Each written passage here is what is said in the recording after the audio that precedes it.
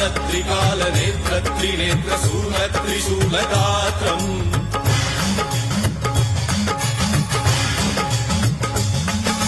सत्यप्रभाव दिव्यप्रकाश मन्त्रस्वरूपमात्रम्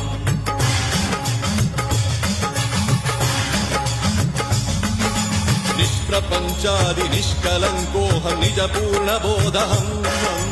प्रत्यगात्माहं नित्यब्रह्मोऽहं स्वप्रकाशोऽहम्